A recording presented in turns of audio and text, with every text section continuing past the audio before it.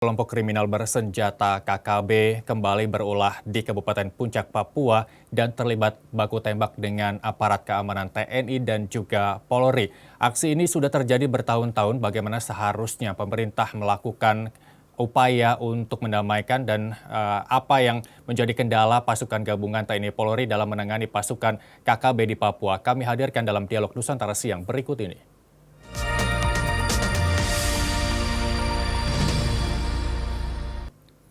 Sudah bergabung bersama kami melalui sambungan Zoom Al-Haidar, pengamat terorisme. Selamat siang, Mas Al-Haidar. Ya, selamat siang. Ya, kabar baik, Mas Al-Haidar?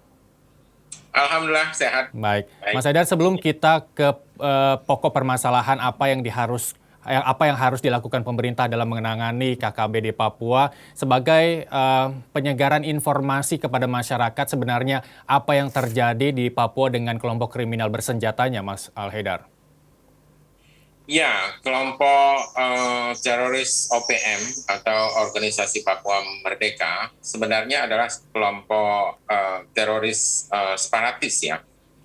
Dan kelompok ini secara antropologis kita lihat sebagai sebuah kelompok teroris tamkin namanya, teroris teritorial dan organik. Artinya organik di situ adalah kebanyakan anggotanya itu adalah orang-orang yang berasal dari daerah tersebut dan kemudian sifatnya teritorial karena hanya ingin bergerak di wilayah tersebut dan ingin memerdekakan dan merebut wilayah tersebut. Jadi itu yang disebut dengan teroris tamkin, teroris teritorial dan organik. Dan kelompok teroris ini sudah sebenarnya sudah sejak tahun 63 boleh dikatakan mereka sudah bergerak sejak tahun 63 di Indonesia dan melakukan banyak sekali serangan-serangan terhadap warga sipil. Dan karena serangan terhadap warga sipil inilah kemudian berbagai kalangan termasuk juga PBB dalam hal ini ada sebuah resolusi namanya List of Designated Terrorist Organization yang mencantumkan OPM sebagai salah satu organisasi teroris di situ. Dan gerakan-gerakan mereka itu terus-menerus sejak tahun-tahun 70-an, 80-an, 90-an, tahun 2000, dan sampai sekarang tahun 2020, 2021 itu masih terus-menerus melakukan pembunuhan-pembunuhan terhadap sipil. Selain serangan-serangan mereka juga terhadap militer. Dan kita tahu bahwa kelompok teroris tamkin seperti ini, meskipun belum dinyatakan oleh pemerintah, dalam hal ini Menko Polhukam belum menyebutkan OPM sebagai organisasi teroris, tapi secara secara empirik itu sudah memenuhi kriteria ataupun persyaratan sebagai organisasi teroris. Apa kriteria yang bisa dilihat oleh masyarakat secara awam ketika OPM ini sudah bisa dikatakan sebagai organisasi teroris, Mas Al-Haidar?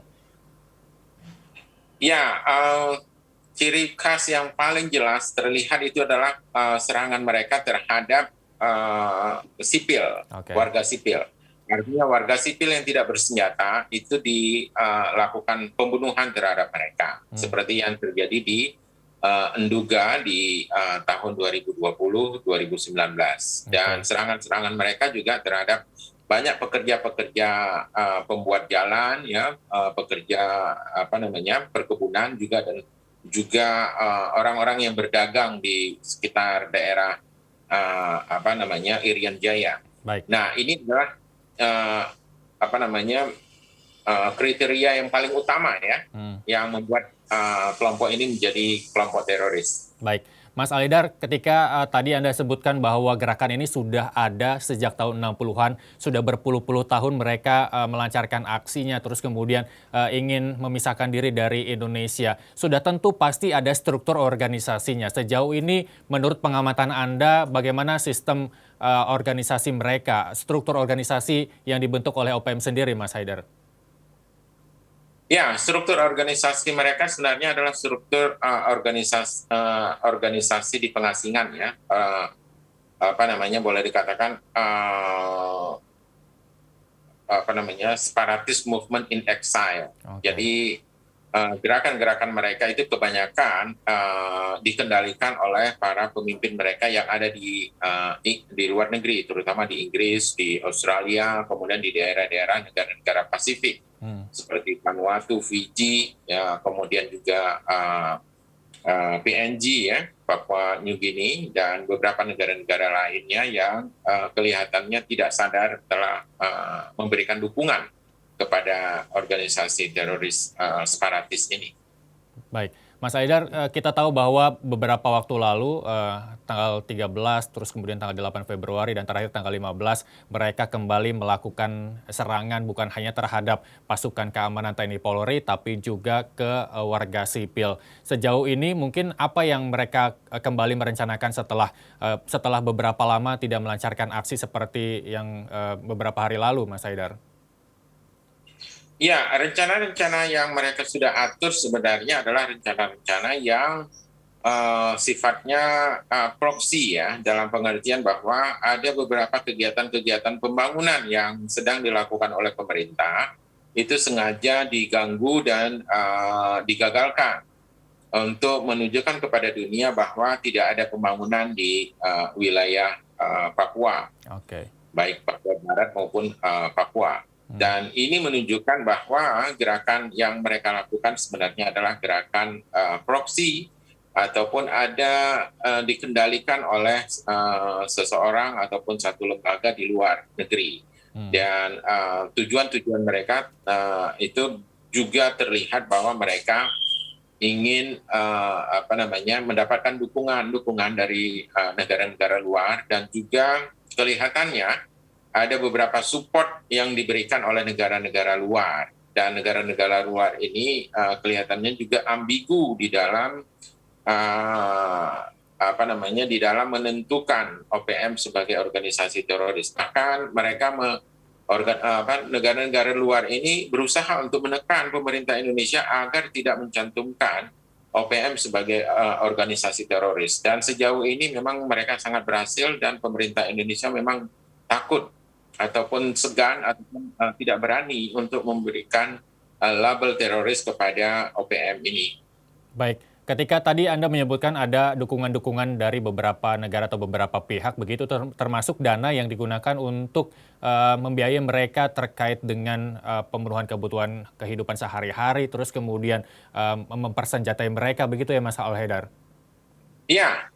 Karena ketahuan memang beberapa jenis persenjataan yang mereka pakai seperti M16 itu memang berasal dari negara-negara tertentu. Dan meskipun terdapat jenis-jenis senjata yang lainnya, dan itu menunjukkan bahwa ada koneksitas antara negara pemberi senjata tersebut dengan gerakan OPM. Dan itu memperlihatkan bahwa hubungan relationship yang sangat jelas antara gerakan OPM dengan negara-negara yang lain yang berusaha untuk memisahkan Papua dari Indonesia. Baik, Mas Al-Haidar, beberapa waktu lalu pihak dari kepolisian daerah Papua mengatakan bahwa serangan dilatar belakangi dengan habisnya kebutuhan mereka sehingga mereka melancarkan aksi untuk mendapatkan kebutuhannya. Apakah ini artinya bahwa sokongan dana dari negara-negara atau pihak-pihak telah terhenti untuk mereka, atau seperti apa menurut pandangan Anda? Iya. Karena perang gerilya yang mereka buat itu sebenarnya mengandalkan pertama sumber makanan, sumber logistik itu dari masyarakat setempat, yang kemudian masyarakat setempat itu lebih cenderung untuk mendukung Indonesia, dalam hal ini adalah TNI dan Polri, dan kemudian membuat masyarakat yang memang sudah juga kesulitan bahan makanan untuk mendukung mereka. Jadi masyarakat sudah tidak mau lagi mendukung mereka, dan kemudian satu lagi bahwa sumber-sumber logistik mereka yang selama ini berasal dari luar negeri itu sulit masuk ke daerah Papua, karena memang TNI sudah menjaga di berbagai lini, terutama wilayah sepanjang pantai dan perbatasan. di pegunungan. Dan ini menunjukkan bahwa penyelundupan logistik dan dukungan apapun termasuk juga senjata terhadap mereka itu menjadi sangat sulit sehingga Baik. mereka mengalami keterbatasan. Baik, apakah sudah ada upaya dari pemerintah untuk mengakhiri kekejaman yang dilakukan oleh KKB? Mengingat tadi Anda sebutkan bahwa sejumlah negara membantu kegiatan KKB di Papua. Apakah ini juga menjadi penyebab atau faktor utama Indonesia untuk memberantas KKB karena keterlibatan negara-negara yang mungkin saja Indonesia takut dengan negara-negara tersebut, begitu Mas Haidar? Iya, sebenarnya sudah banyak ya upaya yang dilakukan oleh pemerintah untuk melakukan rekonsiliasi dengan mereka, dengan pihak OPM. Bahkan banyak di antara mereka yang sudah diundang makan siang juga oleh Presiden untuk di Istana Merdeka.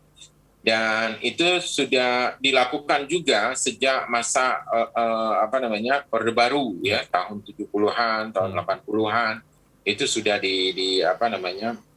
diproses untuk melakukan upaya-upaya untuk negosiasi ataupun lobby ya yang dilakukan oleh Departemen Luar Negeri. Namun upaya-upaya tersebut kemudian diingkari dan kemudian banyak di antara mereka yang tidak sepakat lagi dengan semacam perjanjian pendek ya atau accord yang pernah dibuat itu. Dan pada akhirnya memang upaya-upaya yang sudah dilakukan oleh pemerintah ini kelihatannya adalah upaya yang agak setengah-setengah ya, dalam pengertian bahwa pemerintah merasa takut ataupun tidak berani terhadap negara-negara yang dianggap sangat adidaya ya, seperti misalnya Amerika Serikat ataupun Australia ataupun Inggris. Sehingga banyak di antara para aktivis OPM ini lari ke Inggris dan banyak di antara mereka juga yang lari ke negara-negara yang mau menerima suaka mereka. Dan seharusnya juga pemerintah melakukan upaya pendekatan yang persuasif dan perbaikan kondisi keadilan, karena keadilan ini adalah sumber dari semua masalah yang ada di Papua.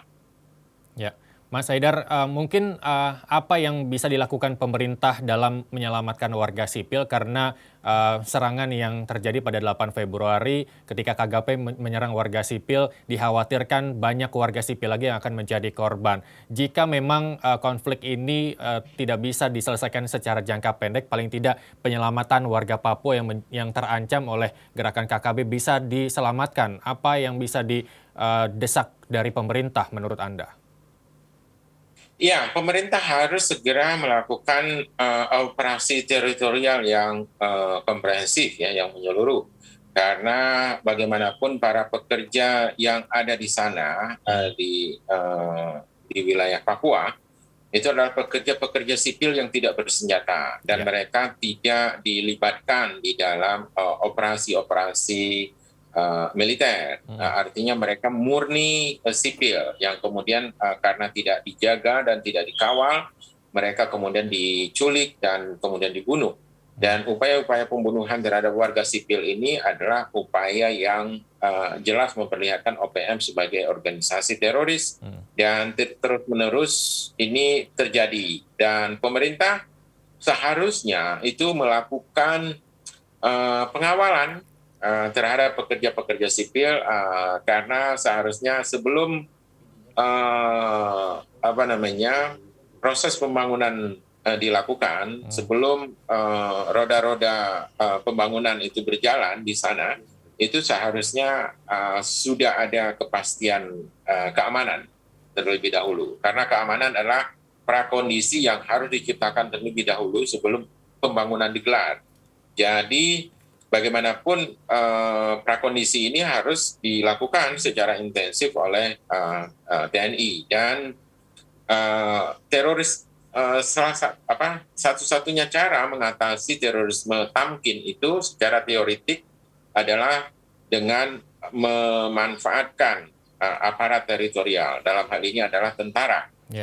Tentara sebagai aparat teritorial yang bisa memberikan prakondisi keamanan sebelum pembangunan dilaksanakan, digelar, maka mau tidak mau harus disebar di seluruh provinsi Papua. Jadi saya kira ini yang harus dilakukan oleh pemerintah. Walaupun saya tahu bahwa pemerintah enggan ataupun takut ataupun khawatir ataupun segan karena nanti kalau terlalu banyak tentara yang disebar di wilayah tersebut, walaupun itu untuk operasi teritorial, itu akan mendatangkan kritik yang membuat kuping para birokrat, terutama para menteri-menteri keamanan kita, itu akan bereaksi sangat malu ataupun sangat khawatir begitu. Dengan kritik-kritik dari luar negeri tersebut. Baik, maka dari itu pemerintah tidak melakukan langkah represif begitu ya ketika banyak anggota TNI Polri diturunkan ke lokasi yang seperti tadi Mas Haidar sebutkan. Lalu Indonesia terutama masyarakat menginginkan bahwa percepatan penanganan. Kita ingat bahwa di Aceh kita sebut Gerakan Aceh Merdeka pada saat itu. Apakah ini polanya sama yang dilakukan di Aceh sana, Mas Haidar? Mungkin bisa menjadi penyegaran informasi juga kepada masyarakat. Karena banyak yang mempertanyakan sampai kapan ini akan berlangsung begitu. Iya, situasinya sebenarnya sangat sama. Bahkan di Aceh pada waktu itu lebih masif lagi karena hampir keseluruhan orang Aceh pada waktu tahun 89 sampai 98 berada di bawah represi sistem DOM ya, daerah operasi militer. Dan pada waktu itu pemerintah ketika memberlakukan daerah operasi militer itu tidak pernah takut kepada negara-negara luar yang melakukan kritik terhadap pemerintah.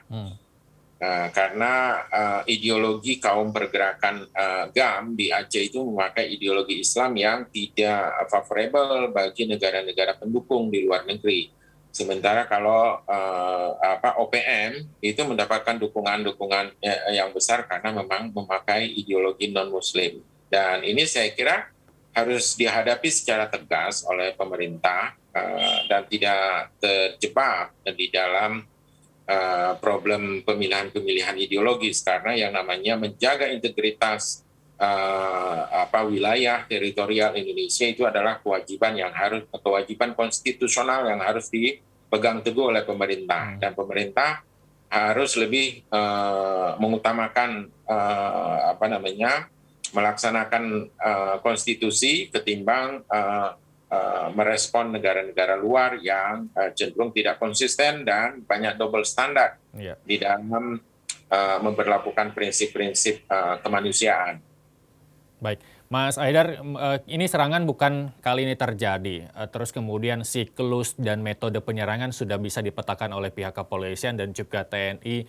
Seakan mungkin kalau saya salah tolong dikonfirmasi, tidak bisa melakukan apapun meskipun siklus serangan terus kemudian metode serangan sudah dikantongi oleh masing-masing dari institusi tersebut. Pandangan Anda seperti apa?